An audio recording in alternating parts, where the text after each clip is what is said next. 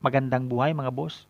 Ipapasilip ko sa inyo yung aming naglilimlim na Spangled Pakistani Asil Hen. At katulad nung nakikita nyo, sa lupa mismo siya ng itlog na mayroon naman siyang pugaran.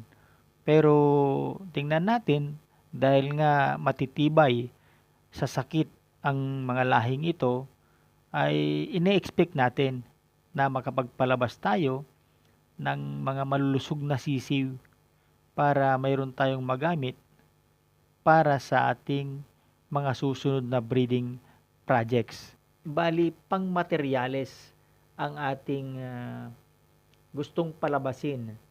Kaya, syempre, ang kanyang broodcock ay spangled din.